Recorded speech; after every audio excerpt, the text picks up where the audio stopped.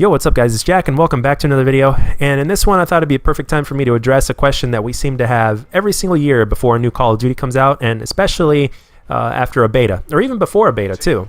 And that question is, more specifically this time around, is Black Ops 4 going to be better than COD World War II? And I think the answer this time is a little bit more specific than usual, because there's a lot of changes that have been implemented into this game. Some are good, some are bad. Some people like them, some people don't like them.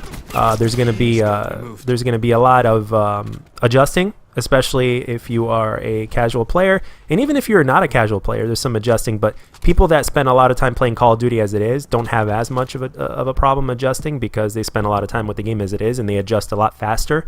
Especially if you're one of the best players out there, whether you're a pro player or whether you're an aspiring pro player, or whether you're one of the best pub players out there, like the Marka J or Korean Savage or whatnot. As you can see from evidence, from streams as well as from their videos, you can tell that they're pretty much doing the same thing that they're usually doing. So that in and of itself is a good sign, and it's also in a sense a challenge. It's like, okay, look, I know I'm not quite at the level. For instance, I'm just talking for myself here. I know that I'm not quite at the level where they are, but when I do get good at a certain Call of Duty and I give it a chance and I give it a good amount of my time and I enjoy it and I end up playing the game and putting time into it and putting my playstyle into the game while figuring that out at the same time and learning how to do it properly, which in this game is going to be a challenge, but I don't mind a challenge as long as I enjoy it. If I do that, I like to think that I'm at least scratching the surface of some of the things that these guys can do and that I could do as well. So that's another thing that motivates me. In this game, as of right now, after putting in 30 hours, give or take, with the beta, I have to say that, in my opinion, I think the game is going to be better. Because even though we're really close to release, and the betas from full releases aren't going to be all that much different, except obviously there's going to be more maps, there's going to be more game modes, you can pick your specific kind of game mode, hardcore is going to be implemented, and all that kind of good stuff. So obviously we have that to look forward to, but there will be changes as well, and I think if Treyarch, respectfully speaking, and as well as being a little bit practical, if Treyarch fixes a few of the things in this game and adjusts a few things in this game that really need to be addressed to make this game better, I personally think if they did it to the scale of what they did with World War II after Condrey and Schofield left or got promoted, whatever the hell happened to those guys. If they, and you guys remember obviously that big patch that came along that changed the game and that made the game a lot better. If they did that kind of a thing with Black Ops 4, I think the game would be great. And by the way, and I'm just going to say, one of those things that doesn't need to be changed or altered or whatnot, in my humble opinion, is the time to kill. I think the time to kill needs to stay where it is.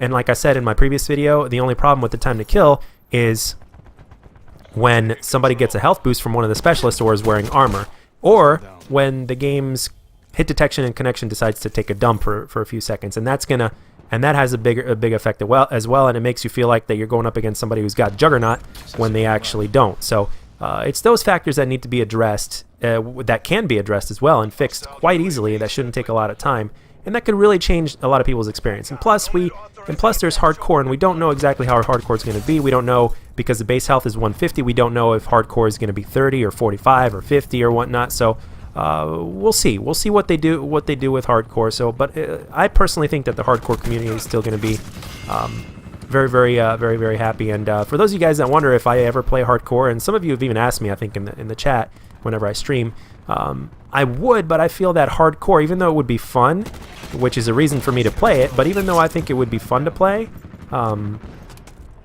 I personally think that because I mainly play core and learning to play core, I personally think, and especially since the hardcore community is a lot smaller, I personally think that that it would kind of, to one extent, have a negative effect on my gun skill with core, especially with this game, because the time to kill is a lot longer. So one of the things, again, and one of the things that I've mentioned before in previous videos, is that the difference between an average player and a good player is the fact that a good player can stay on target, while an average player is somebody that can temporarily get on target, which is one of the reasons why I agree with the time to kill in this game. Because the person with the better gun skill, the better decision making, and the better reflexes overall, putting all those things together should win that gunfight. So, and like I said before, there's a few things that are implemented in the game that have an effect on that, but if those things get patched and by the time the release comes out, or hell, maybe even by the time week 2 comes out, we could be in for a much better experience than what we're already getting. So, and there's a lot of things that I disagree with on this game, but I can still enjoy it, and the kills are very satisfying to get when you do get them. And I'm using a tactical rifle here. It's what they're called, a tactical rifle, and it's a burst weapon, and I'm enjoying it.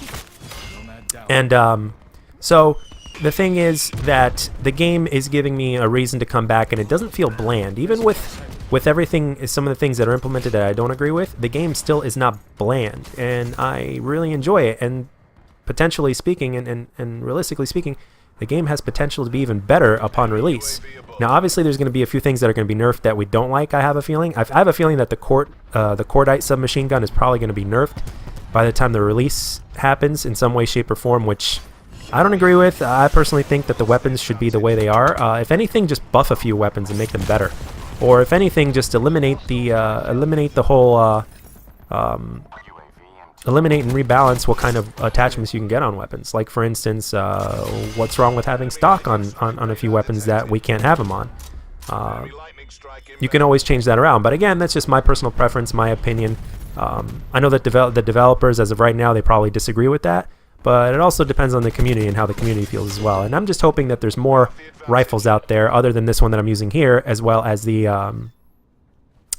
the one other rifle, the KN, that use stock or whatnot. That, you know, hopefully by the time we get the full release of the game, they'll have more weapons, and hopefully we can add stock to those, or just the attachments that we want. Because it really is heartbreaking when you play a certain way and the game just doesn't allow you, because it doesn't allow you to have a certain attachment on this weapon.